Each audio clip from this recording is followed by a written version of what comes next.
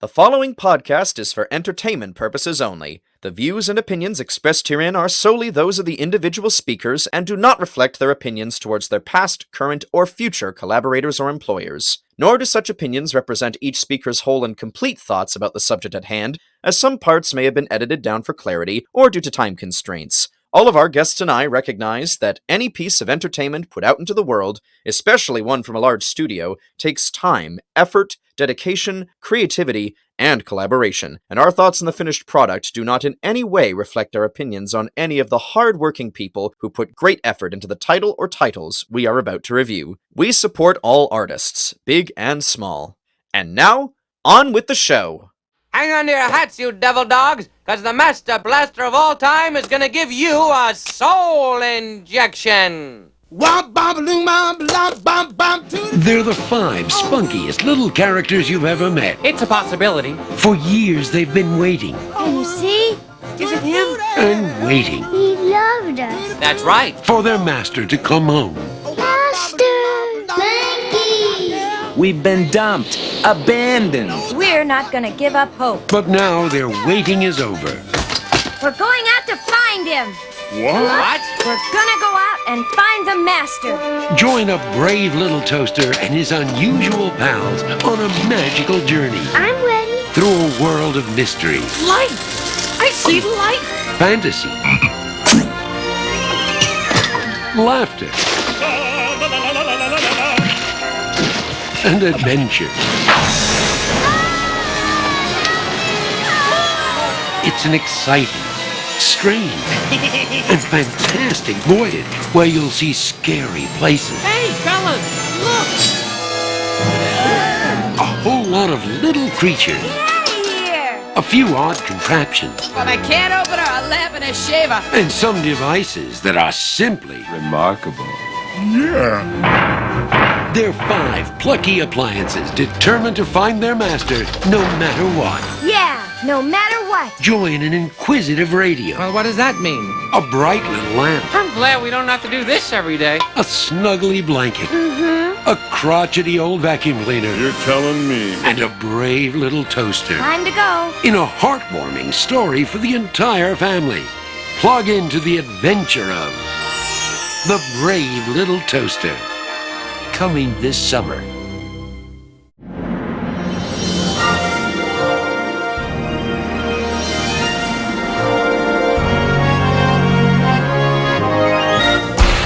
Welcome, dear adventurers, old and new, to the Disney Outlands, the podcast where we discuss feature films, short films, episodes, and specials produced by the Disney Company, but not found on their streaming platforms in the United States and Canada.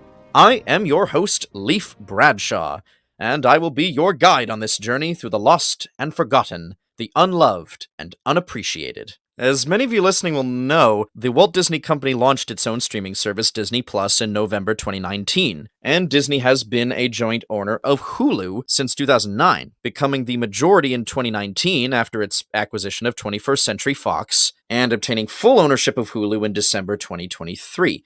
Now, to its credit, Disney has utilized these streamers to make thousands of Disney shows and movies available to their subscribers. But, oddly enough, there are hundreds of titles that Disney either produced or currently owns, but have not made available to stream. This could be due to licensing issues, or content issues, or just plain forgetting about them, or thinking no one would care if they were missing. And we're here to search for and review them all, one randomly selected title at a time. If you'd like a more in-depth explanation about how this show will work and what titles will or will not count for this podcast, check out our FAQ episode, where my producer Brian and I answered those questions and many more. Joining me on our very first adventure is Zoey Taylor, You know what they say, all toasters toast toast.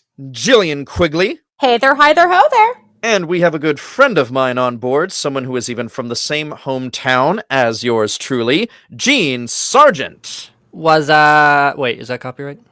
Might be trademarked, I don't know.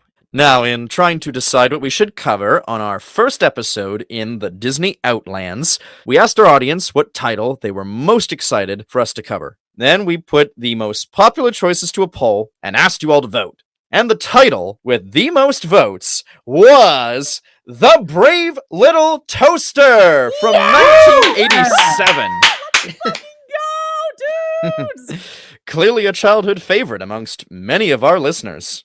And to quote its IMDb summary, this is a film about a group of dated appliances that embark on a journey to the city to find their master after being abandoned in a cabin in the woods. Now, that definitely sums up the premise fairly decently, but oh my goodness. Let's just say if you don't know what people mean when they talk about a kid-friendly movie from the 1980s, then oh boy, you're in for a ride with this one. And additionally, it never got a traditional wide theatrical release.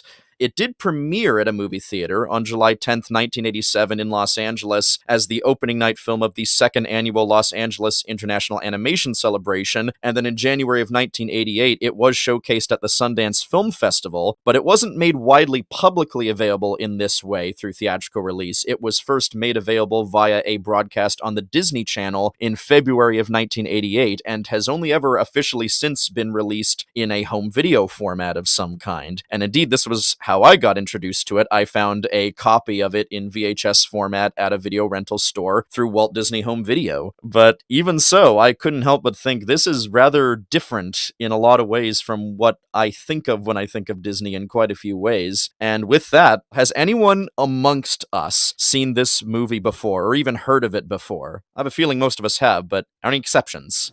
I honestly had never seen it before last night. Not even heard of it, actually, before I was invited to come on. Oh my goodness. Well. Yeah, I was very surprised, just based on the name, that it was a thing.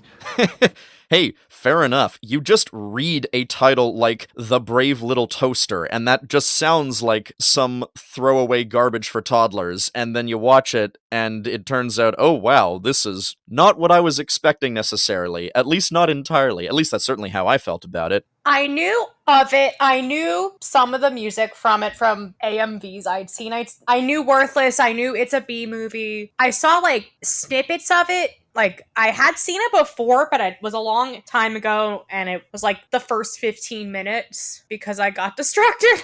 Hey, fair enough. This is kind of slow-paced for something that's technically kid-friendly in the sense that it seems like the further back in time you go, the more leisurely paced in general kid-friendly content tends to be. I had never seen it before I came onto this episode. I had, however, heard of it just by reputation as one of those early animated kids movies that was nostalgic for a lot of people and also kind of traumatizing for a lot of people, I've heard. And if I'm being entirely honest, that reputation, at least in my mind, probably mostly comes from the nostalgia critic. I think I remember him talking at some point about, or at least using clips from this movie within that context. But yeah, other than that, I knew nothing about it. Wow. So I am fascinated to discover that on this particular journey, I seem to be the only one who has actually watched it a good handful of times from beginning to end, several times before the time came to put together this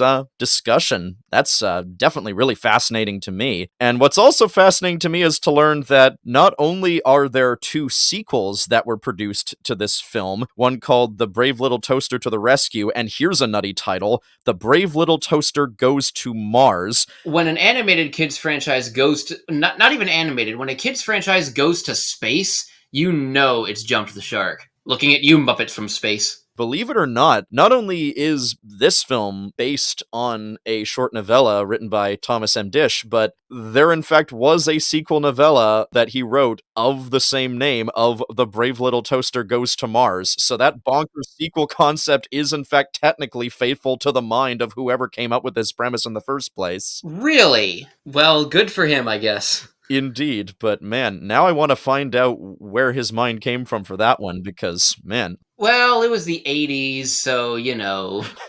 But certainly I'm intrigued, because even though I've never actually read the novels myself, one thing I do know for sure is that all of the main characters, in terms of what types of appliances they are, is the same in the book. Somebody correct me if I'm wrong on this one, but I think the vacuum cleaner does have a different name in the book, because they weren't able to get permission from Hoover. Yes, that is correct. The vacuum cleaner in the book, I did read about this, was named Hoover, but they couldn't do that for whatever reason, so they called him Kirby. So now he's just a pink puffball who eats everything.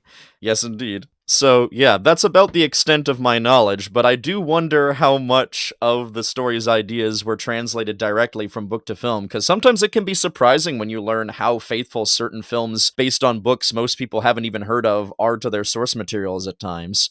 Yeah, I think a lot of people immediately assume that if something is faithful to a source material, it's because it's good. Not always. Or assume if something's good, it's faithful, where a lot of the times the source material is just as wacky. Indeed. But getting back to what I was saying about the sequels, those are available on Disney Plus, but this first movie is not. And there is no official reason provided as to why. There's a speculation around there that it has something to do with Disney's distribution license only having accounted for physical media and broadcast releases, but not streaming, because this is not a fully Disney-owned thing necessarily, but I wonder what some of you think about that. Why do you think it's not on Disney Plus? Could it be at all that it was like some algorithm stuff? Like decisions based on people's searches or decisions based on their own access to various different levels of quality? It's certainly not an impossibility, but I feel the need to cast some skepticism on that one because this is not a very readily available movie in the traditional sense at all. If you're the kind of person who's looking for movies via streaming, you're not really going to find it. But even so, there's still a very strong connection that people who have seen this movie have with it. And even films that have cult followings, there usually tends to be a place for it in some way, shape, or form. And again, goodness knows, there is an existence of a fan base, at least to an extent enough that Disney is willing to put the 2 sequels on there. And it's also kind of fascinating how complicated the story of how this goose was cooked took place. Like, for one, the original book was fairly recent publication, and fun fact, its original title is The Brave Little Toaster, a bedtime story for small appliances, which I think is absolutely adorable myself. And apparently this project did get off the ground because Disney had quickly purchased the movie rights to the idea. The first people to get involved with the idea of turning this into a movie were then animators John Lasseter and Glenn Keane, and they had a very interesting idea on how they were originally going to do this. Apparently the plan was for the animation to be 2D, but for the backgrounds to be 3D, so kind of foreshadowing for what films like Treasure Planet would end up being like, come to think of it. And they tested this out by making a Where the Wild Things Are short based on that children's book by Maurice Sendak, using that tech. And apparently there were quite a lot of people in administration who were really taken aback and kind of intimidated by the idea of a project like this. In particular, animation administrator Ed Hansen and the then head of Disney Studios, Ron Miller, apparently really balked at the idea of how costly a project like this would be. And indeed, Hansen in particular would end up firing Lasseter not long after this pitch was made. But I mean, I guess don't worry about him because he soon found a job working for Lucasfilm's computer graphics division, which would of course eventually become Pixar. But let's get back on the topic of this film's production, because eventually the development went to a newly formed company called Hyperion Pictures, which was founded by a couple of former Disney people who were involved. Tom Wilhite and Willard Carroll are their names, and they were able to take the project out of Miller's hands, and it was financed independently. Disney would have distribution rights, but the overall work would go to a Japanese electronics company named TDK, and a lot of the animation was shipped overseas to a company in Taiwan. So Disney was not technically directly involved with this production, but lots of people who would become relevant at Disney would be. And I don't know, I just find it fascinating how that happens. I suppose that's the reason it's not on Disney Plus, because the people involved were involved with Disney after the fact. That's quite possible, because yeah, you got a lot of future big shot names at Disney involved in this film, regardless if you know their names or not. Just rest assured, if you're enough of a Disney nerd, you might recognize names like Kevin Lima or Rob Minkoff or Kirk Wise, and especially, I think, Joe Ranft, all of whom were involved in this film. But it is entirely possible that the reason it's not on Disney Plus is because their distribution contract back during its initial release might have have only accounted for TV and home media and did not account for any future distribution methods yet to be invented. And in order for Disney to have the rights to distribute this film on Disney Plus, a new contract would have to be made between Disney and Hyperion Pictures, which is relatively separate from the Walt Disney Company as its own independent studio.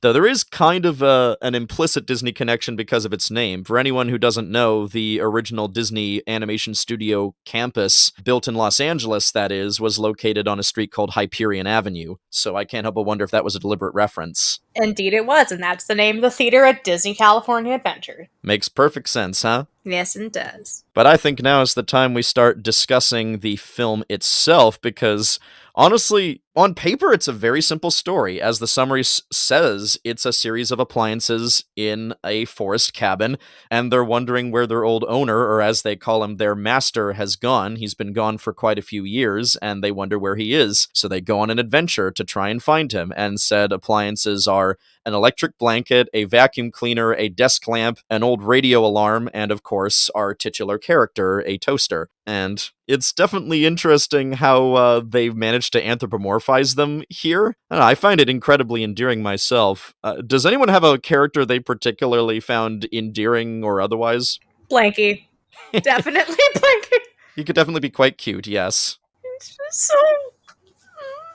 Like, half of my notes is just, aw, Blanky. Don't be mean to Blanky. Yeah, Blanky was certainly the most, like, personable. I mean, definitely childish in their sort of characterization, but also, in comparison to the other ones, a lot less randomly cold. Yeah, there are several moments, especially Lampy, I find in particular. He can be very, sometimes needlessly mean at times. Well, there's literally a scene where it's the scene where the rainstorm comes in and Blanky is using himself as a tent for the other appliances. And Lampy and Toaster literally have a conversation about, what the hell is empathy? Like, Lampy has noticed that Toaster is being nicer to Blanky than he was before they started and is like, that's weird. Why are you doing that? And they kind of develop the concept of empathy for themselves right then and there. It's like literally right up to that point, pretty much all the appliances besides Blanky are just so fucking mean to each other. For almost the entire movie, Radio always gets into fights with everyone. And even our alleged hero, Toaster, even they have moments where they just snap. Indeed. It was very weird. Like, even the night scene before the one you were talking about in the storm scene there. Yeah, we're in the thicket. Yeah, when Blanky was looking for, I guess, comfort, in sleeping next to the various different characters. Even the titular character, who is, like, meant to be the protagonist, gives them the cold shoulder in a really weird and kind of off-putting way. Yeah! You're like, why are you all being... He's just a baby!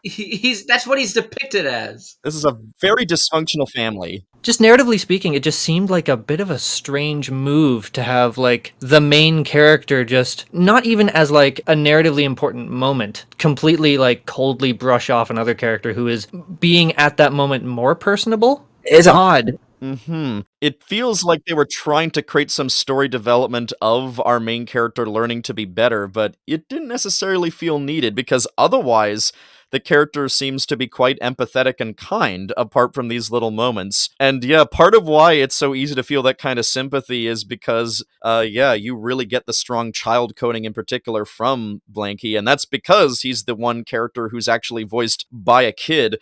And so here's the nutty thing. The kid who voiced Blanky, name is Timothy E. Day, he'd apparently never done any acting work before this, and yet I very easily believe what he's saying so much. And in fact, this is kind of cute.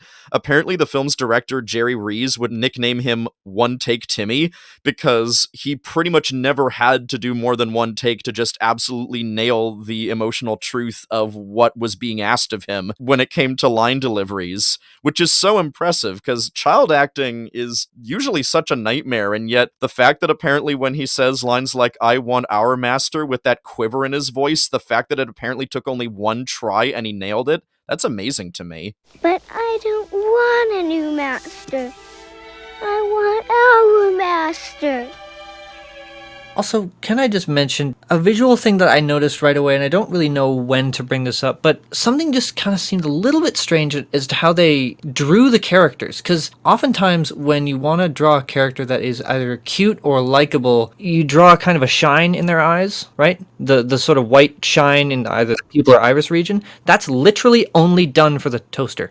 None of the other main characters, just the toaster. And I noticed it, and I kept noticing it. Like, I know they're the main character, but this is just kind of strange. Well, it does make sense that it's literally treated as a feature of Toaster in the story that they're reflective. Because, yeah, you also have Lampy and Kirby, who are more cynical characters, so they have the more stereotypical cynical character eyes, where they have big eyes but tiny little pupils, which often conveys intensity. And you have Blanky, who just has little button eyes, so it's like a doll. And, of course, Radio has no face. You just hear a voice coming out of the speaker. Yeah, Blanky has the little black dot eye thing going for him, which is cute in its own right. I mean, it works for Winnie the Pooh. Right. Exactly. So that's, I think, what they were going for there. Emphasizes the childlikeness of him. You'd think that for the sort of shiny-eyed look, they'd go for a very empathetic sort of vibe for the character, and not what happened with Toaster. Yeah, true. Especially when I think about one of the only other characters I can think of that's drawn with eyes like that is Phil Hartman's other celebrity impression character we meet later when they're in the parts store. There's that hanging lamp with the Peter Lorre voice. Oh, God. Oh, God. Oh, God, that lamp. Oh, no. Oh, no, no, no, no. Yet another celebrity impression that's gone down in history as a popular shorthand for creepily submissive characters. Yeah, that I have a note just saying it creeped me out. Yeah, well, that's why, ever since then in cartoons, If you want to convey that a character is creepy, you do the Peter Lorre voice. Use it in good health. Well, you still can. On the subject of Blanky, though, it is kind of sad that he seems to have developed a sixth sense for the sound of cars. Oh, yeah. While they were trapped in that house, because I could barely hear that in the audio mix, but the literal youngest member of this group has basically trained himself to hear these imperceptible sounds out of the slight hope that their master is coming back. That actually seemed to be some, like, kind of interesting storytelling that it tells the audience right away just by showing how in tune these characters are with waiting for this particular thing, waiting for a car. It shows how obsessed they are over waiting for this eventuality to happen, should it ever happen. It also shows, they had said before, like, 2,000 days or whatever. Although that could be seen as hyperbole. It shows that they have been waiting for a long time. Yeah, no, 2,000 days. I actually did the math on that. That's pretty much 5 years. Yeah. So they've been abandoned in this cabin for 5 years waiting for their master, who, by the way, is dressed exactly like Phineas. Did anyone else notice that? I did notice that. And even has red hair like him, too. Different style. And apparently he was vaguely modeled after then animator Rob Minkoff. Yeah, and they even revealed at the end his real name is Rob. But I actually have a headcanon surrounding that, is that his full name is actually Rob Flynn, and that he's Linda Flynn's brother. Phineas and Candace are his nephew and niece, and Phineas's iconic outfit is a hand-me-down from him. That is cute. Oh, that's a cute idea. I like that headcanon. You can't disprove it. Yeah, fair enough. Can I just mention, their use of the word master when talking about Rob was really creepy. At least for me. I just found it really creepy. I feel like that was partially on purpose, especially when you look at that almost crazed look in Blanky's eyes when he thinks Rob is returning and goes into that fantasy sequence. And the music is all swelling, and it sounds so whimsical, and then it just cuts off when the car zooms past. I don't know. I thought it was appropriate. It was effective, but yeah, considering that he definitely seems to have more than any of them, and I think this is a byproduct of the child coding, really strong abandonment issues over this kind of thing, it's no surprise that he most obviously breaks down about it, and I like how they set up right away that Kirby is the most cynical of the bunch, like he's the grumpy old man of the group, and he tries to act like he's all above this, but you get little hints like the moment where he's dancing along when Radio plays Little Richard's Tutti Frutti to try and get them in a groove while cleaning, and he gets embarrassed and stops when he notices Lampy saw him and joined along, and then there's the bit when he fights with Blanky over the picture, is like, come on, you're too attached, and then the picture breaks, and the first words said are, oh no, by him, so it's like, oh, you do care. You just pretend not to. Voiced by Thurl Ravenscroft, by the way. Yeah, right. The original voice of Tony the Tiger, as well as quite a lot of iconic voiceover works of all kinds. He was the go-to bass baritone vocalist in Hollywood for decades. Piggybacking off Kirby being the most cynical, I'd say the AC is, he's not in it much, but he's probably the most cynical of the appliances. Oh, we gotta talk about that air conditioner. Hey, that was wild. I meant main character, but yes, the air conditioner, oh, absolutely he's a cynic, which makes sense. You have Phil Hartman, a noteworthy comedy actor Phil Hartman doing his Jack Nicholson impression, and if you want to easily convey that a character is a smarmy cynic, a Jack Nicholson impression can go a long way with that. That character is pretty much the only other thing I knew about this movie going into it. I didn't mention this, but that air conditioner, I have seen clips of that guy, and oh yeah, I don't know, he's kind of achieved iconic meme status, which makes sense when you consider that he has his one iconic scene 15 minutes into the movie and then immediately dies for no reason. Yeah. Well, I mean, he literally blew a fuse. That's how he died. Literally. But no, he has, I think, ingrained himself in internet culture, certainly in YouTube poop culture. Oh, yeah. Oh, I bet. Just off the strength of the line, Hey, I'm real scared there, Kirby. What are you gonna do, suck me to death? Right? Yeah, as soon as I heard that, I was like, wow, that's certainly a line, huh? Right? Like, out of context, there's no way to make that line not sound weird. like, obviously he's talking to the vacuum, but even in context. But when you say it with a Jack Nicholson voice, it's so hard not to read it another way. The only note, though, I have on my phone is just the AC just fucking died. Just because of how absolutely abrupt it is. Yeah, he just had a nervous breakdown because they just sort of teased him over the fact that because he's stuck in a wall, Rob never interacted with him very much because he was too short to reach his dials, and he clearly was very upset about being reminded of that, and he promptly just breaks down, literally, in response when he gets so angry about that. I'm not an invalid. I was designed to stick in a wall. I like being stuck in this stupid wall. He went full-on conspiracy theorist about it, like, they're all in on it. He really did. He literally says it's a conspiracy and all you low watts is in on it. Yeah. Which, again, fun little insult there in the sense that, yeah, it literally takes quite a lot more energy to power an air conditioner than most other electric appliances, so, I don't know, that's a fun little touch. Now, early on you mentioned that this movie is sort of technically a Disney movie, but also technically not. You mentioned that in terms of its sort of production history, but I find that to be appropriate in terms of the style of the movie in a lot of ways. Like, the way that the narrative is portrayed, the way that things happen, the way that the characters are portrayed are all, like, pointing towards a Disney movie, but they're always just a little bit off. Like, when you're watching a child's Disney movie, a Disney movie for children, like Aladdin, like Beauty and the Beast, there's a way that it creates a story for children that's not too dark, but also touches on sometimes a bit more mature topics. And there seems to be a little bit of a sort of a set way that they do that when you compare it to this movie, which just sometimes has, in comparison, rough edges. Like, for example, the scene when Blanky was being taken down into a hole in the ground, and the Blanky says, "Help, they're killing me." Oh yeah, when the mice are dragging him into their burrow. Come on, help me! Help, they're killing me! Which just seems like a wild thing to so cavalierly say. And even that pales in comparison to a much later scene where he is sinking, along with other characters. Right, yeah, exactly. It just feels a little bit off compared to, like, the more famous Disney movies that I personally am used to. I also got that there's, like, not that there's weird tonal shifts, but, like, from what I learned about it, or at least my first impression, that there was going to be like a full 180, but it seemed to like drift in and out of, oh, this is kind of scary, oh, this is kind of sweet, almost a little bit too saccharine. Like, yeah, no, 100%. Yeah, whenever it does end up going saccharine, it never feels too sugar-coated. It feels like it is a road trip movie, but I was going to say, like, it's a winding road, but this is basically a road trip movie, so. It really is. Honestly, the closest you get to a really intensely saccharine moment is the first musical number, just because of how in-your-face whimsical it is, but it never feels too forced either. Time slide by in the city of light. Time stands still in the country. There's no time for a fuss and a fight as we travel. Or I was also like thinking when they go into the flower field and they see all the little critters and the frog looks at himself in the reflection and everyone's all yippee. And you have an Italian opera singing fish wrestling with the worm. You do have an Italian opera singing fish.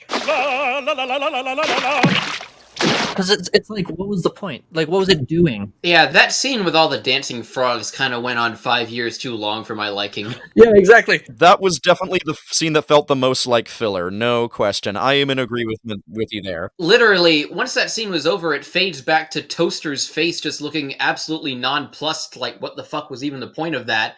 And it's literally like, yeah, I feel the same way, Toaster. I feel the same way. Yeah, although there is one moment during that whole scene with the woodland critters that I would like to talk about, and that's where Toaster has that very bizarrely depressing encounter with the sentient flower. Yeah, what was that about? Okay, well, first off, the flower gets very romantically aggressive with Toaster and then just dies for no reason, just like the air conditioner. Why is there so much random death in this movie? Yeah, I'm given to understand, I think this comes from an interview with the film's director, Jerry Rees. The idea was that was the moment when Toaster realized that Toaster needed to be nicer to Blanky because the flower was trying to get close with... Actually, the pronouns are kind of ambiguous. I know Toaster is voiced by a woman, Deanna Oliver, but I hear he as a pronoun used for Toaster in other moments. But either way, yeah, so apparently because of that moment, because Toaster is taken aback and retreats from the flower and then looks back and sees the flower wilt, it's almost like a moment of, oh, you know, maybe I shouldn't be reacting in a similar fashion when someone else tries to get close because, you know, they're not trying to harm me or anything.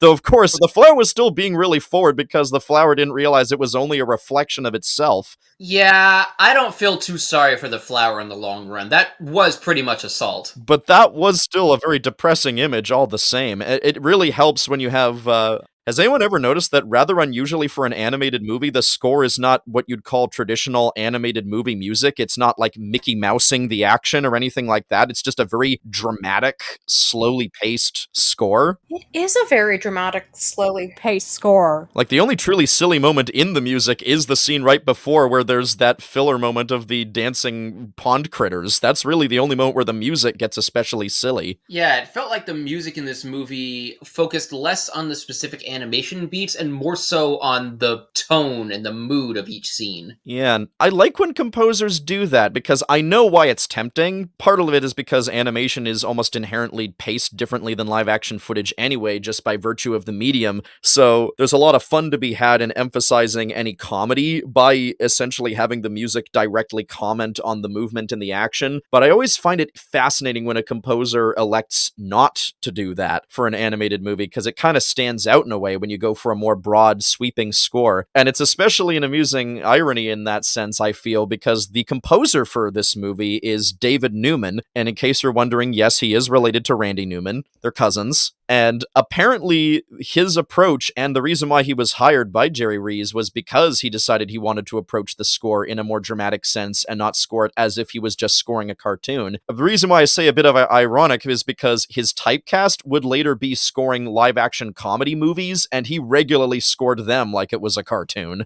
So wait, out of the composers in the Newman family, you get David and Thomas doing really great atmospheric mood work, and then Randy. Yeah. Yes. And they themselves are part of a bigger dynasty because Alfred Newman was the head of the music department at 20th Century Fox for a really long time. Holy shit, David Newman did Bill and Ted. That's right. Yeah, no, David Newman's main typecast was scoring live-action comedy movies. Like I said, that's what he mostly scored. The first film score I heard from his was the score for the 1996 Matilda movie by Danny DeVito. Oh, nice! So, yeah, I've heard his music before, but this is kind of a standout from his music, though, because I remember there are moments when the score is just downright almost frightening in places. Like, even just the suspensefulness of the music when they open the door of the cottage when they're about to leave and the sunlight just beams in and you get that zoom up shot with the mountain in the background. I just remember the way the music swells there. It was almost scary in that moment before it resolves into this very triumphant but still very bittersweet sounding rhapsody that accompanies them as they set out. I really love the music for this movie. Can you tell? Yeah, I got a lot of weird sort of feelings from this movie. It was never the score that gave those to me. Makes sense. Yeah, a lot of the stranger moments really do seem to come from the mood whiplash, because, yeah, we go with everyone rejecting Blanky in the thicket, then we get this silly little insert with the pond critters, and then we get that moment with the flower, and then we get them leaving into the woods, and it's the spooky woods, and then they relax, they finally start bonding a little bit, and then we have the nightmare about the firefighter clown. That's probably the most iconic image from this movie, is the evil firefighter clown in Toaster's nightmare. Yeah, Nostalgia Critic definitely cut to that clip of that clown a few times. I wonder if any of you have any idea what the point might have been behind Toaster having that nightmare sequence, because I know some people argue that it was just a pointless excuse to go dark for a couple of minutes.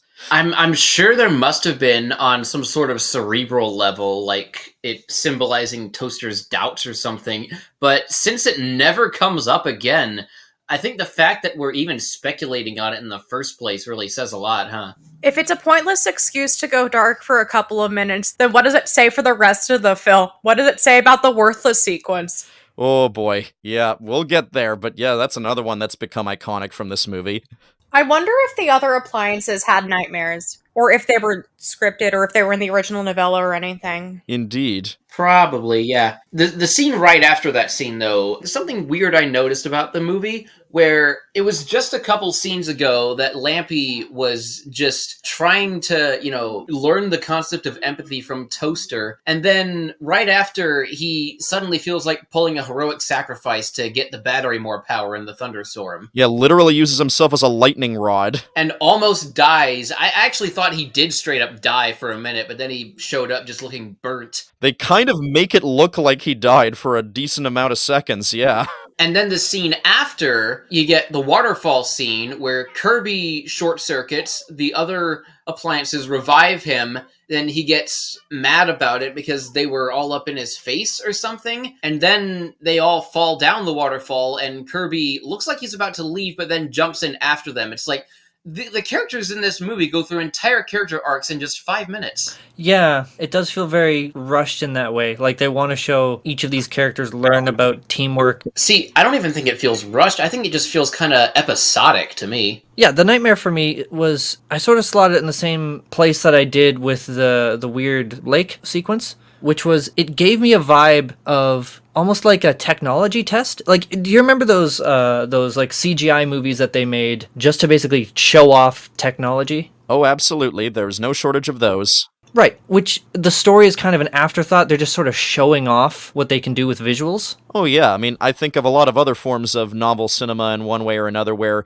the earliest incarnations were less about story and more about showing off what they could do. Like, I even think of the earliest animated Disney movies. They were way more about showing off the 2D animated medium than about telling stories. Right, exactly. And I got that sort of vibe, like, why have this long extended nightmare sequence or long extended sequence in this lake to show off these visuals? I mean, it makes sense in that way, but this is 88. They've been making movies like this for decades, so I don't know what exactly they'd be showing off. I mean, hey, if they had committed to their idea of doing a movie with 3D animated backgrounds and 2D animated characters, then I could maybe excuse it being more of a tech demo than an actual movie. But it didn't turn out that way. They rolled back the budget on it, and now it's a traditionally 2D animated movie all the way through, so who cares? Yeah, indeed. And part of why I can tell that at least even the people who ultimately involved probably would have wanted to do something like that is because, going back to the former Disney employees who produced the film, Tom Wilhite, he was an executive in charge of the production of the movie Tron, so he had an idea on where there was potential there, and also Willard Carroll clearly had an idea for going further with the wackier ideas that this particular premise would go on, because he in fact was the writer for the 2 sequels, so we can thank him for going to Mars, at least in movie form. But yeah, it's interesting how that played out. I feel like a big factor was just the fact that this film ended up having a way smaller budget than what you would typically get even for an animated movie at the time. And you can sort of tell, if you look at the line work on the characters, it's way thicker and sketchier than even animated stuff from that time period. It looks more Saturday morning cartoon than feature animation, at least in terms of the line work. The movement is way less stiff than that, but there's definitely a slightly cheaper feel comparatively in that there's a lot less obvious solidity to the character's structure. There's a lot more bounce and squash and stretch going on with these supposedly made of metal and plastic characters and hard plastic characters. So I feel like part of the reason why it ends up looking the way that it does was because they had a very small budget involved for making this thing. I wouldn't be surprised if that was a big factor as to why. It feels like most of the money, if anything, went into hiring the actors more than anything else. Because, yeah, a lot of the cast was plucked from the improv group, the Groundlings. In fact, this was before John Lovitz and Phil Hartman were even on SNL, believe it or not. So they weren't even really famous yet, those two actors, the voice of Radio and the voice of both the air conditioner and the hanging lamp. They would go on to be big-time comedy people. I think that's really fun. Yeah. It's interesting to see cases of actors or voice actors in particular have parts before their fame, but that aren't their big break. Absolutely. And indeed, this was right in time for Lovitz's big break. Apparently, it was after they recorded a lot of the dialogue that he was getting busy with work on SNL. And it was because of that there are a couple times you might have noticed during the musical numbers, whenever Radio sings, his voice sounds noticeably different. That's because he's the only one of the main cast who got dubbed for the musical numbers, in this case by the film's director Jerry Rees, doing a John Lovitz impression, because he wasn't available to record his lines for the songs. When that diamond shines, you know that everything's all right. But they did have a pretty decent budget there. Like, I'm pretty sure at the beginning of the musical number, It's a Bee Movie, that's an actual organ playing. That doesn't sound like a synthesizer to me. Well, which, can I just say, did anyone else think the beginning of that song sounded a lot like Grim Grinning Ghosts from the Haunted Mansion? Yeah. It does! Yeah, for sure. I feel like that was deliberate because they got one of the original Grim Grinning Ghost vocalists, Thurl Ravenscroft, in the cast, so... Well, sure. I would like to hear some opinions on the musical numbers while we're here now. I gotta say, I thought they were kind of mid. Yeah. Okay, my favorite, just based on the songwriting, is probably It's a Bee Movie, but honestly, I don't know, they just weren't as memorable to me as, you know, some of the songs in other animated movies. I just felt like some of them either went on too long, or they definitely felt a little obligatory. Yeah, they didn't really advance the story in any way. It just kind of felt like this is the time for a song now. We can do one of these here, yeah. It just didn't feel like it fit into the story very well. They also just felt a bit meandery and messy in comparison to a lot of the songs from 2D animated films that, like, I think stick societally a little bit more. Like those songs, let's say, I don't know, randomly, like Go the Distance from Hercules. Something like Reflections in Mulan, or, you know, any of these songs, they're very to the point, they're very catchy, memorable, stylistically together, and absolutely advance the story in a way that is unquestionable. I found all of these to almost feel like, yes, obligatory, and also just like we didn't really know what to do and we're kind of making it up on the spot. Yeah, much like the bit with the pond critters, it felt like a moment to show off what the storyboard team came up with for imagery more than anything else. Actually, the one that did feel like it advanced the story in some way is a little later on in the movie, the one sung by all the advanced appliances when they kick our main characters out of the apartment that a now college freshman Rob is staying in. But honestly, I feel like this movie could have just not had the songs and been mostly the same experience. For sure. It's actually interesting how when we meet those more modern appliances, because of course at the time this movie was made, they would have been relatively more modern. You have the entertainment system, you have that mini computer, and, you know, the fiber optics, corded telephone, and all that kind of stuff. You know, at the time that would have been advanced tech, and now it looks so dated, as does their musical number. It's so 1980s. Well, that's the other thing about the songs that I noticed, is that they're all ensemble numbers. They all involve a chorus, or like a bunch of characters singing together. We don't really get any solos that let us delve any deeper into the minds of our main characters at all. We don't get that Go the Distance or Reflection moment with Toaster. We don't get their solo I Want song, they just kind of join in on the song that the rest of the appliances sing. So I feel like we kind of get shut off from that character a little bit. Then again, that style of song for animated features wasn't really, I don't want to say it wasn't really popularized until Little Mermaid, with Ashman and Menken taking their theater experience and putting it into animated features, where I don't want to say they're songs for the sake of having songs, because even Golden Age Disney, there were songs that advanced the plot somewhat. We've got a long way since, like, Stumps versus, like, Go the Distance, or Part of Your World, which, that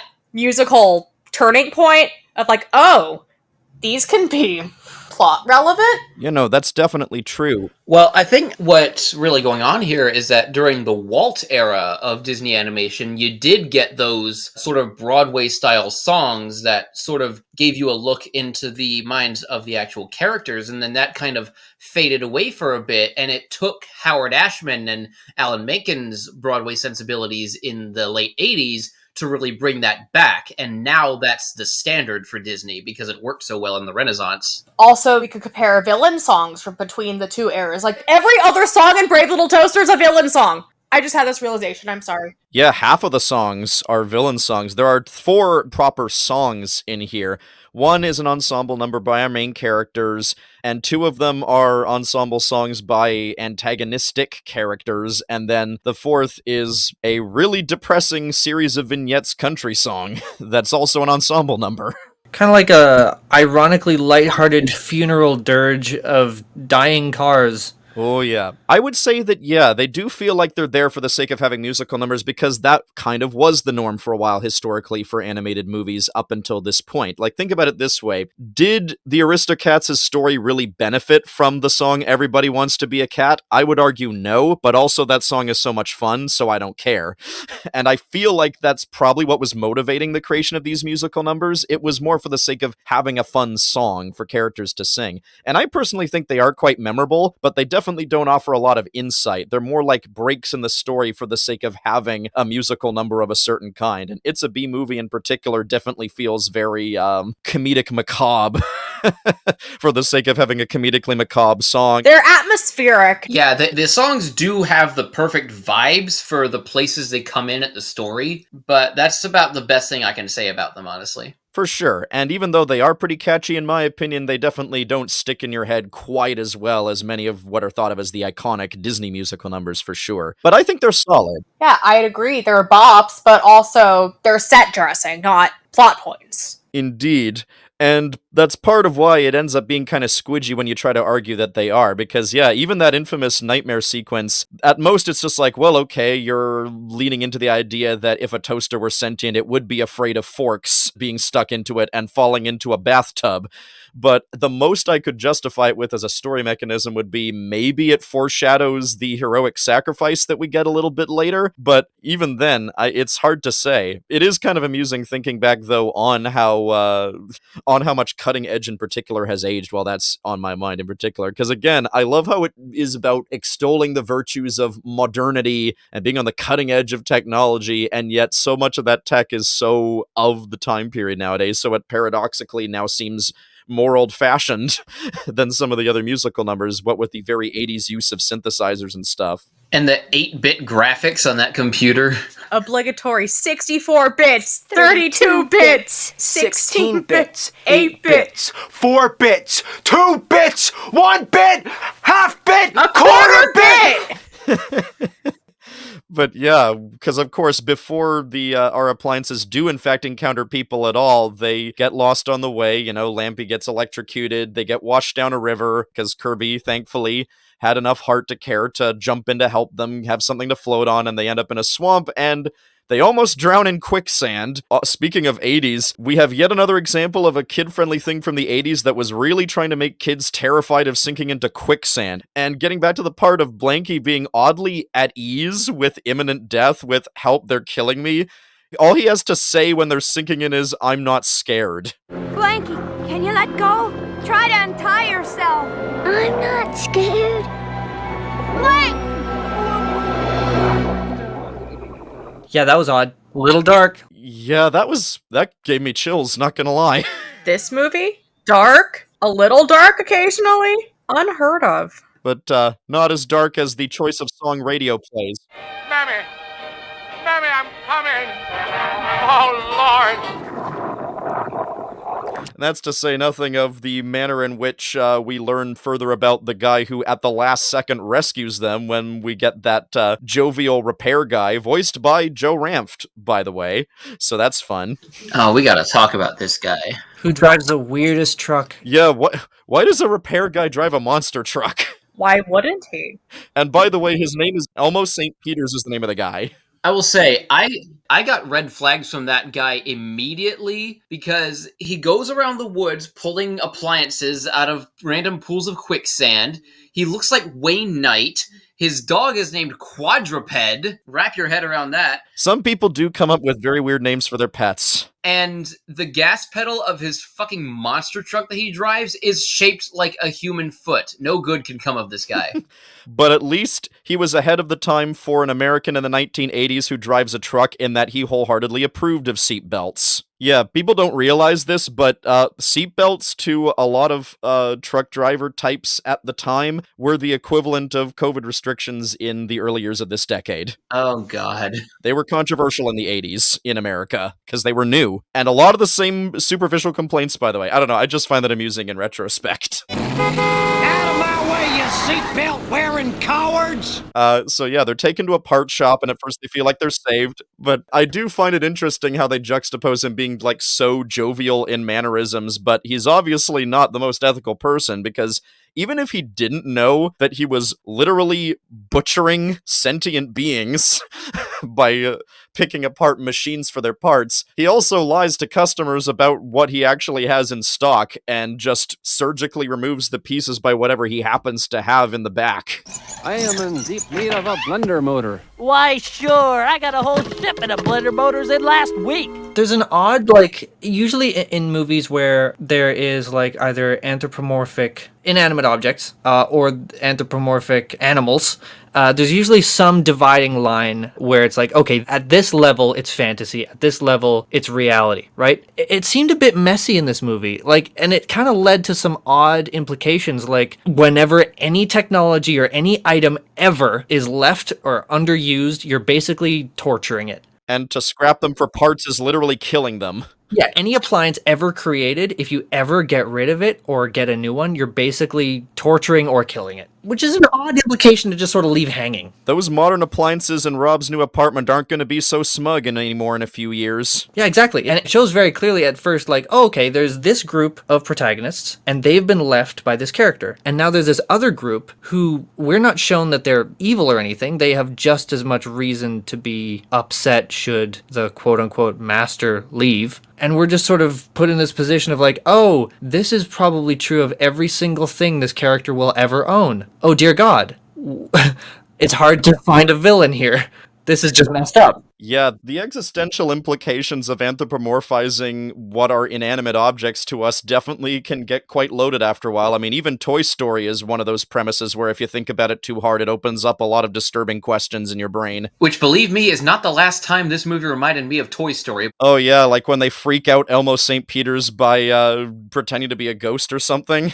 Elmo St. Peters is literally just a cross of Al from Al's Toy Barn and Sid. Again, we got a few noteworthy Pixar people involved in this movie, including Joe Ranft, who was the co-writer of this movie and would go on to be one of the writers on the first two Toy Story movies and several other Pixar projects up until his untimely death. Yeah. But literally, when he twisted that clamp on the blender to remove the motor, I literally couldn't help but quip to myself, I don't believe that man's ever been to medical school. Like, it was the exact same motion as the surgery scene that Sid does. And then they scare him by coming alive in front of him, which they're not supposed to do, but it works. It's just Sid again. Or before Sid. Yeah, there was definitely some ideas taken. Yeah, I was expecting a "so play nice" or something like that. He even has a pet dog! Right? Who is somehow only slightly less freaky looking than the early CGI dog that we got in the first Toy Story movie. He just kind of looked like a cartoon dog to me. But I did find it funny, though, that when the appliances came to life and scared him, he just drove away. Somehow he can stretch his bottom half so far he can reach the gas pedal with his little stature. Sure.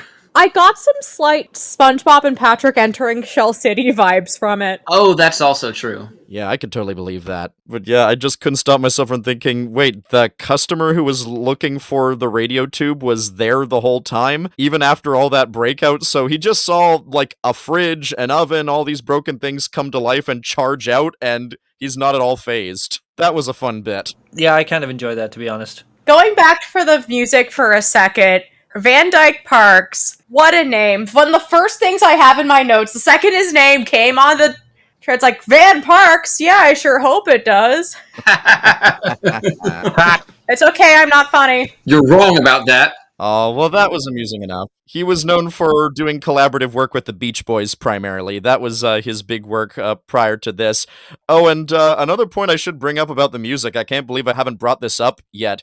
Part of why the music sounds so lush is not just because of how it was written and orchestrated. This is noteworthy for being one of the few times for an animated movie they hired like a professional official city orchestra to record as opposed to an assortment of studio musicians. Because, of course, the norm is you hire any session musicians working in LA who are available to record in a studio. You know, that's how it usually is for film scores. But every once in a while, you know, if you get John Williams, he will usually like hire the London Symphony Orchestra to perform, that kind of thing. And for this movie, David Newman hired the New Japan Philharmonic Orchestra from Tokyo to perform the music. And he conducted them too. And they do an amazing job. They're such good musicians. Because you got an orchestra whose main job is to perform symphonies on the regular basis for a concert season. So of course they do an amazing job. Back to the Beach Boys for a second. Which era of Beach Boys? Was he responsible for Good Vibrations, for Kokomo during their weird experimental era? I think more during their weird experimental era because Pet Sounds was almost entirely Brian Wilson's baby. Hell yeah. It's still an interesting connection all the same, I find, because it's not like these are badly written songs by any means. And I do love how David Newman incorporates a bit of the melody from City of Light into his score in some places. I think it sounds really pretty. But getting back to what happens next in this movie, our gang of appliances, they finally make it to the city where they hope to find their master, and when they finally reach Rob's new apartment, it's the debut of one of the most enduring Easter eggs in animation. The A113. He lives in apartment A113. So, for anyone not in the know, one of the major rooms of the Cal Arts School of Animation for many people who graduated from there and go on to work for Disney, Pixar, what have you, during the 90s Renaissance and the Pixar Golden Age, room A113 was the big one that was given a lot of significance for the grad students. So because of this, the number A113 just shows up in an Easter egg in so many different animated things. It's just one of those animator in-jokes that's everywhere. Like, name a Pixar movie and A113 will show up, whether as just a little background gag or as the name of a plot point or something. And even though this is not officially Pixar, it still shows up as the apartment for Rob. They're even still doing it to this day over at Pixar. And Inside Out 2, which just came out, it's in Roman numerals over a vault door in the area where the emotions get suppressed.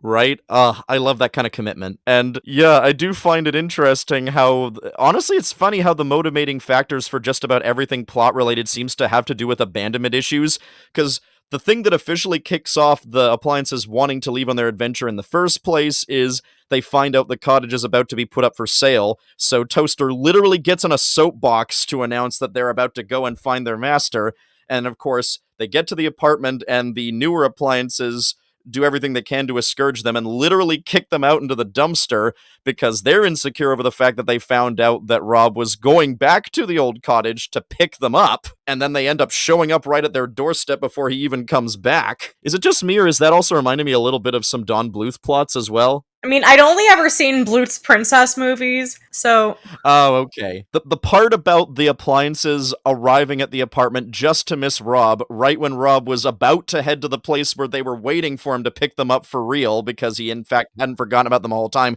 that reminded me of a lot of An American Tail. The running gag of Feifel just constantly just missing seeing his parents, and vice versa. Also, it kind of confuses me as to what message it's trying to convey overall when it does that type of thing. I don't know if it is trying to tell a message, honestly. Yeah, which is narratively kind of a weird thing to do. Like, is it that don't wait to go after your dreams, but then, no, you should wait because if you do, they'll come true anyway because Rob is I'm just kind of confused as to what it's trying to say or do with the story. Yeah, it's not entirely clear for sure, because on the one hand, there definitely is an attempt at a follow your dreams, don't just give up kind of thing with them going on their adventure, but the fact that he was going to go back and get them anyway does sort of imply that the message should have been, no, just have faith and they will come back to you. I feel like they definitely got better at trying to have some sort of thematic cohesion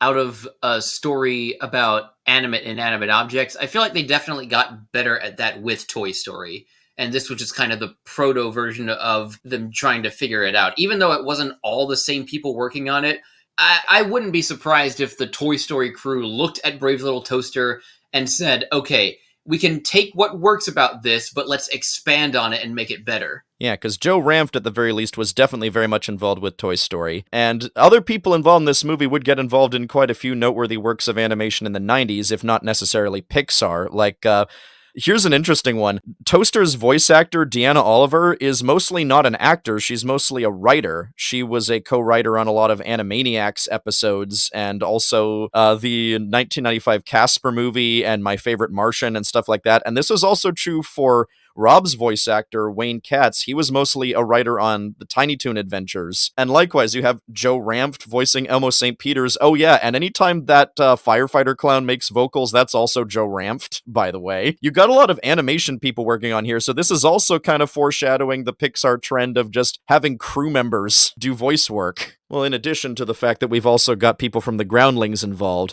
apparently part of why they went with that approach was because they liked the more naturalistic approach everyone took, and so I'm told a lot of the actors were able to record their lines in the same room, so they could bounce off each other and even ad-lib a little bit.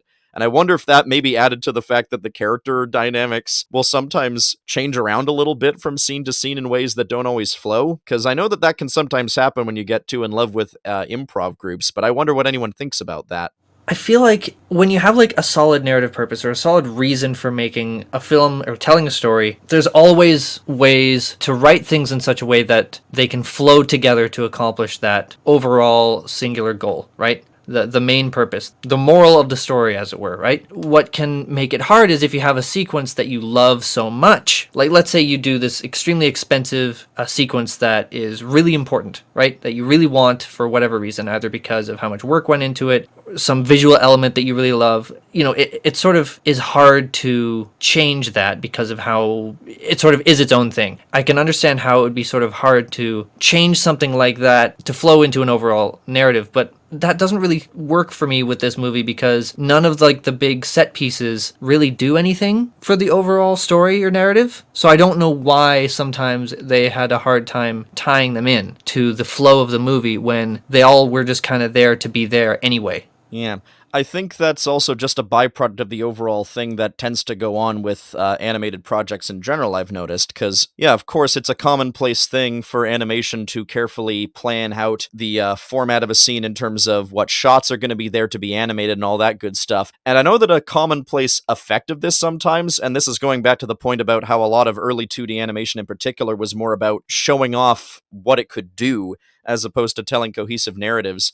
I feel like a little bit of that attitude has persisted for quite some time in a lot of animated stuff. Even more recent stuff that's out there. I've seen more recent animated works that seem to be way more about vibes than narratives, but they managed to really make it still hold together with some sort of consistent thing, whether it's a character dynamic or an atmosphere or something like that. And this definitely felt more like they had figured out a lot of scenes, but the glue to hold them together was just a tad flimsy. But man, if the scenes work, they really do work, is how I feel about it for sure. And with that, I think we should finally get to one of the most iconic things that is from this movie, when the appliances are thrown out into the dumpster and sent to a disposal yard, sent to a junkyard, and we get this delightfully depressing but very peppy sounding musical number of all these cars reflecting on their life accomplishments mere seconds before they are smashed into cubes. Let's talk about the song Worthless. It's a bop, no notes.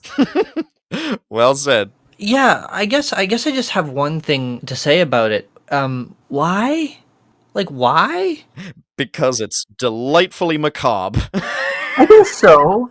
Gene, how many animated movies do you see where a car commits suicide? You know what? You're right. That answers my question. Asked and answered. Sorry, that was dark, but it happens. Okay, I do have a couple of notes about Worthless. For one, it is one of those songs that, just like the frog scene, I do think it goes on a little too long, although that's probably not helped by the fact that it keeps cutting back and forth between the song and scenes with Rob. That is my one complaint about it, for sure. It's doing a lot more cutting back and forth, and the pacing suffers consequently. My other note about the whole scene in general is that Magnet is such a petty bitch. Right? He literally tries to kill a person just to get his job done. Well, by that point, he had already been relentlessly hunting down these smaller appliances that were trying to escape, and it's like, dude, they clearly didn't belong there. Your job is to smash cars. Stay in your lane, bro. Yeah, even the way that the crane magnet was designed, those eyes, it just looks so angry all the time. I see why lots of kids were terrified of that thing. And Rob almost dies. Yeah, like, that is a really intense moment, because the reason why Rob ends up in the junkyard is the reason why, during the musical number, we keep awkwardly cutting back and forth between playing the song and seeing what Rob is up to. What's happening is that, okay, I guess in some way his TV is sentient the way the other appliances are, but I'm always thinking, what is the news anchor possessed or something? Well, you think about how the radio... Yeah, it's like with radio. It's just like, so is this an actual radio host being possessed to say this stuff, or is this just how the radio itself filters the host's voice to say what needs to be said? Honestly, I feel like that was kind of a clever way to anthropomorphize those two characters. Yeah. It's definitely intriguing. No, it's an actual radio show. It's just the weirdest radio show ever, and it makes no sense for anyone else listening to that radio station. There's just one actual person in a radio station possessing this one radio. Right? But getting back to the point of the TV is the same sort of thing, and what's happening is the TV host is trying to manipulate Rob into going to the junkyard the appliances were sent to because he saw the label on the garbage truck. So he keeps decreasingly subtly hinting at going to Ernie's disposal, and eventually he pretty much breaks down with stress just trying to come on, no, go here! Like, he literally starts to call it Crazy Ernie's Amazing Emporium of Total Bargain Madness!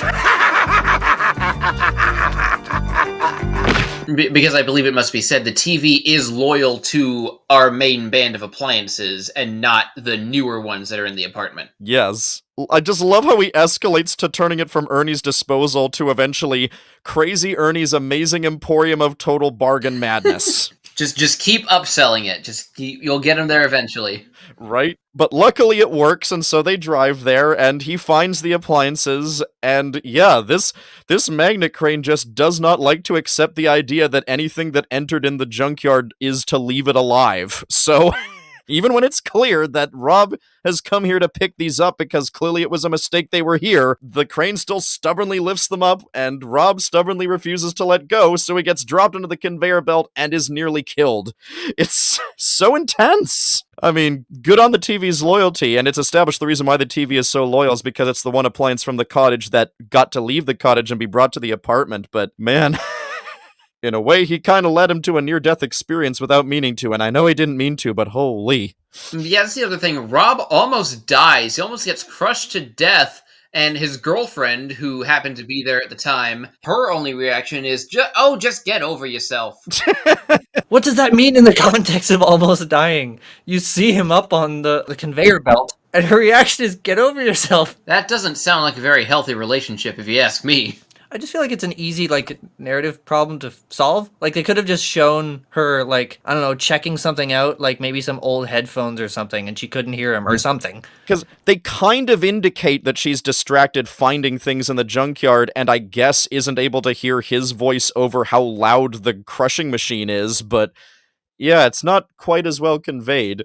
At the same time, though, it couldn't have been that hard just to animate some shots of her looking concerned for him, and then rewrite that line to say, oh, you had me so worried. Agreed. Though, so this is a little bit of a spoiler for the two sequels, but, well, apparently they stick together in the sequels, and they in fact get married and have a kid, so... Well, college freshmen, you know. They work it out. I mean, they were still young. They're kids, basically, so... Well, good for them. Good for them! Hopefully it's because they learned how to be better people over time, that's for sure. I guess I'll have to see for myself to see if I'll end up agreeing with that. Maybe he did just need to get over himself. Who knows? Maybe it was actually good advice. Yeah, that's a thing. For all the things that I do enjoy about this movie, there are definitely a few things that if I was in any way involved creatively, I would have insisted on a few alterations being made here and there that I do think would have improved it overall. But one change that they did make that I do approve of is, in fact, how the Brave Little Toaster ends up earning their name, because that's not really obviously conveyed so much in the book, and we get that in the form of a pretty graphic heroic sacrifice, because that's how Rob is saved from death. The toaster just jumps into the gears of the grinding machine to jam it so that he lives, and getting mutilated in the process. But it's a toaster, so you can just fix it, which he does. Indeed, because otherwise, yikes. Yeah, otherwise, geez, Brave is doing a whole lot of legwork as, like, a euphemism. Yeah. Kids' movies from the 80s sometimes, they could be hardcore. The other thing I did want to say about this worthless scene is that this is where I at least saw a lot of the other Pixar connections. Like, in one scene, we get the climaxes of both Toy Story 3 and WALL-E, the trash compactor scene from Monsters, Inc., and the general premise of talking cars all in one scene together. Man, the Pixar connections do become very amusing after a while rewatching this one, for sure. Speaking of, though, way earlier when they're back at the cottage and they hear a second car coming, and Kirby says, "I don't want to hear another word about cars." And John Lasseter took that personally. I at least enjoy the first Cars movie fine enough for what it is, but it's definitely a weak link in the Pixar Golden Age chain. I don't know. I think it definitely deserves to be up there with those early Pixar classics. Well, getting back on track with talking vehicles as it pertains to this movie, I do find the Worthless song very captivating in that we do hear these very remarkably mundane stories about how these vehicles were just put to use for people, and just kind of reflect on, was it even all worth it from their point of view? And I don't know, the existential dread definitely got opened up a little bit with some of those. The Texan wedding probably wasn't even that good. Probably not. And again, I especially wondered how things were for that one who ran the Indy 500, as he put it at the very end before dying, so much for fortune and fame. Yeah, it's all said with a very nihilistic kind of like, there's not a whole bunch of like, I was happy to do this, or none of it was worth anything, or I wish I had, like, it's all just sort of said as a matter of fact, which leaves it feeling creepily hollow. Indeed. Even the very first car, he literally sings, "I must confess, one more dusty road would be just a road too long." Like he can't wait to be crushed almost. And that's to say nothing of the final car. He notices that the magnet is approaching, and he can't even wait for it to happen. He just drives onto the conveyor belt all on his own. And then you hear his story as to why he felt that way. It's just like, he was literally told he was worthless. I mean, even compared to the other cars' stories that are being told during this song, it kind of makes sense. But also, yikes. You actually went there, movie. Holy. Yeah, it's a little rough. Definitely. But thankfully, Rob doesn't just leave his broken toaster in the dump. I'm glad he cares that much about it. He actually takes him back to the old cottage and fixes it, and he even decides to fix the air conditioner that exploded at the beginning of the movie. Like, really, good for him. Yes, he comes back to life. He's fixed. And he actually starts welling up with tears because the kid was finally tall enough to reach his dials. I don't know, that was kind of moving. Yeah, this movie is, like, really big in support of, like, buying used things, huh? I will say, as someone who does kind of get somewhat emotionally attached to quote-unquote things that are at the end of the day just inanimate objects that are there to serve a function, this movie did kind of hit me in the feels a little bit. Yeah, for sure. Yeah, sometimes there's nostalgic value to older things, especially if they still work. Something that I found myself thinking about was, in terms of just like watching this movie and thinking about the anthropomorphization of inanimate objects, wasn't so much, whether or not objects in real life have thoughts or feelings, but more so the care that goes into creating objects that aren't really thought of too much, that we kind of take for granted. Yeah, no, I get that. And that, in a way, it kind of got me thinking about that. And I almost wish that the movie went into the relationship between the people creating these, I guess, objects to then having a relationship with other people as a sort of a metaphorical thing. I think that could have been interesting. I don't know if the sequels do that. I kind of doubt it. It's probably just more like Toaster Adventures, but, you know, who knows? Yeah, even Jerry Rees, who directed the first one, apparently hasn't even bothered to see the sequels because he wasn't involved in them. And even though Deanna Oliver returned to voice Toaster for both of them, apparently she hasn't committed to actually watching the finished movies either, so that's a troubling sign from my point of view, but something tells me there might be something worth checking out about them. But I get where you're coming from, Gene, because when you think about it, for example, as one of the objects to personify, it's hard to get more plain than a desk lamp. Like, they're so easy to take for granted. Right, yeah. But it's something that people have like a relationship with because they use it for very specific reasons that are in some ways personal. Like we saw Rob as a kid reading books, and like in the moments when I'm guessing the character at night wants to read a book or is excited to read a book, if he didn't have that lamp there, that would be meaningful, right? Like it's an important tool that you only think about when you don't have it, right? So there's that sort of interesting relationship there that we're sort of seeing one side of, or imagining there being another side of. Yeah, and that's how Lampy learns to be empathetic. He thinks back on how Rob actually cared enough for him to, instead of throw him out when his bulb burned out the first time, was to just dispose of the bulb and put in a new one. But it still gets the point across pretty well all the same, in terms of just him realizing, oh, just because he felt worthless in that moment, it doesn't mean that he didn't care enough to make sure he still had a purpose. But yeah, I always find it interesting how, yeah, we don't really tend to put a lot of value in the appliances we use until we really realize how meaningful it is when we don't have the ability to make use of them. I mean, goodness knows, I wouldn't feel too good about, making a podcast happen if I didn't have a microphone as good as this, so it feels nice to have something like this available. But yeah, with things getting relatively warm, let's bring up, the film does ultimately end in a pretty heartwarming fashion, and I guess I want to know what some of you think about how it resolves. Do you think it all came together pretty well in the end? Yeah, so I've been making Pixar comparisons this whole time, but unlike Toy Story 3, the kid in this movie actually does take his old childhood possessions to college with him. Isn't that nice? Yeah, no, it definitely feels like the kind of movie where the happy ending is definitely earned by the end because of all the darkness they went through to get there. So I did come away from it feeling emotionally satisfied in a way. Yeah, I think it came together pretty nicely. Piggybacking off Zoey through all the darkness, even as sometimes needlessly dark. Well, you can argue that it's needlessly dark. It really makes the ending really earned, Yeah, it really, really does. It's that Don Bluth mindset, seemingly, which makes sense. His heyday was around this time as well as a director, where there seems to be this attitude of it doesn't really matter how intense or upsetting the stuff that happens in the story is, because as long as there's a happy ending, it'll be all good. The suffering was worth it in the end. Oh, definitely. Yeah, no, I agree. I think it feels earned because partially due in a way to the sort of meandering uncertainty caused by like the rest of the sequences before as to like, where is this going? What's this trying to say?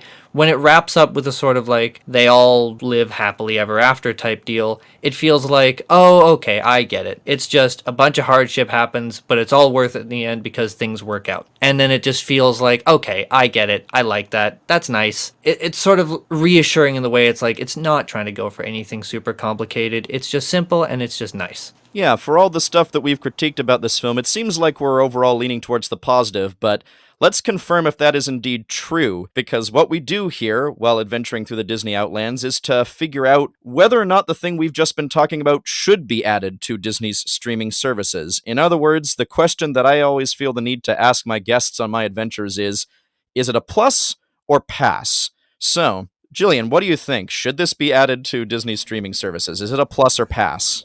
It's definitely a plus, to me at least. I mean, the sequels are on there, why shouldn't the original, with all the distribution tomfoolery, I guess? Bug nuttery, if you will. Distribution tomfuckery, yeah. All right, so what do you think, Zoe? Is this a plus or pass? Yeah, I'm going to give this a plus as well, if only because I don't see any good reason why it shouldn't be added. There are definitely some movies with some much worse stuff in it that are on Disney Plus, and This is a pleasant enough experience all on its own, and kind of a turning point in the history of animation, as I understand it, at least as far as the late '80s is concerned. So yeah, I'd say plus for this as well. All right, and Gene, what do you think? Is this a plus or a pass? The Brave Little Toaster. I think Disney sometimes has a history of trying to sort of whitewash its history as sort of being just shiny and happy Disney magic when it absolutely has not been. Not all of their movies have been hits, and not all of them have been to the same level of narrative sort of perfection as the ones that people are most familiar with. That being said, if we were to go with that idea, that sort of way of going about things, I could see why they wouldn't want to put it on Disney+. However, from a sort of a historical perspective, seeing it as just a piece of the intricate puzzle of how the art of movies such as these animated movies and otherwise that have come out of Disney over the years, and how that puzzle fits together, I think it's a more important piece than I would have thought before, and I think absolutely a plus. Well, with that, it's a unanimous consensus over here. We all think that this is a plus because I agree. I think this should be on the streaming services. I personally feel like I'm really in agreement with Gillian here. If the sequels are on there, it feels strange for this first movie to not be there, so I'm guessing it must have something to do with distribution squabbles that are the reason why it isn't there, and I really hope they do get resolved because, quite frankly, this does deserve more attention, and it's not like this movie is unknown. Anyone who was renting videos in the years after it became available there almost certainly are aware of its existence and definitely remember some of the more memorably dark moments about this movie. But on top of that, overall, while the film may be a little bit messy and may not be considered by many to be a masterpiece, I definitely think this is a real good time. And regardless of whether or not you end up enjoying it if you ever do get around to seeing it, I think there's going to be stuff about this movie that you are going to enjoy quite a bit. So definitely look for it if you possibly can. So, at this point, I am here to ask if my guests have anything they would like to plug. Jillian, do you have anything to plug? You can follow me on socials. I am at Cutie Puppy Fire most places. I'm about as funny as I am on this podcast on those, so I mostly retweet stuff about Showtune, so if that's your jam, so be it. In other words, a delightful presence, as far as I'm concerned. All right, Gene, do you have anything you would like to plug? Currently, not really doing anything in the online space. I would honestly... Is it too cheesy to plug this show? I wouldn't say so in particular. Does that work? All right, listener who's listening to this show, listen to more of this show. Well, thank you so much. I appreciate the encouragement. And Zoe, anything to plug? Just follow me at Thespis64 on, among other places, Twitter, Instagram, YouTube, Letterboxd, and Blue Sky. On YouTube in particular, I do have a couple older videos that I'm still proud of, a couple of Walt Disney World vlogs, so definitely check those out. Do note, however, that those videos are presented as originally created and may contain outdated cultural depictions of myself and my gender identity. But otherwise, just be good to each other, please. Well said, Zoe. And you can follow me on Facebook at facebook.com/Leif Bradshaw Music. That's spelled L-E-I-F, by the way. And on Instagram at Leif Bradshaw Sings. And again, that's L-E-I-F.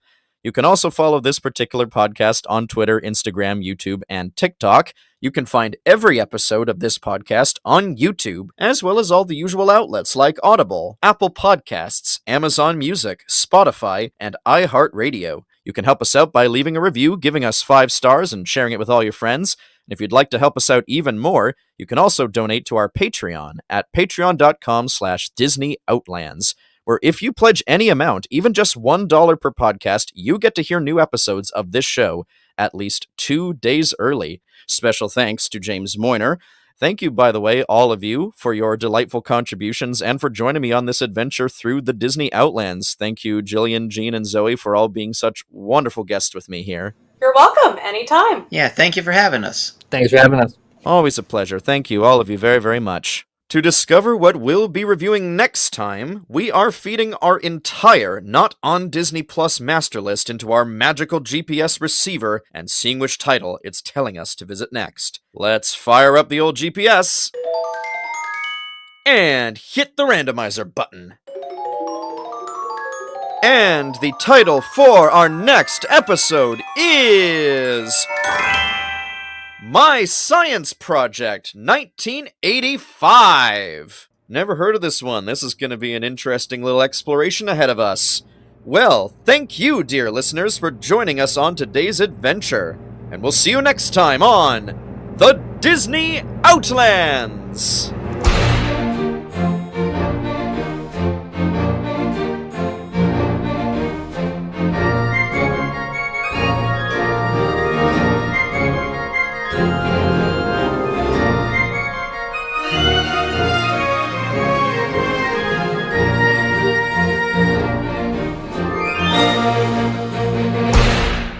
You know what they say, all toasters toast toast. The Disney Outlands is co-created by Leif Bradshaw and Brian Harris, hosted by Leif Bradshaw, produced and guest booking by Brian Harris, music composed by Leif Bradshaw, music production by Jacob Martin, research and editing by Brian Harris, logo and cover art by Cade Fisher.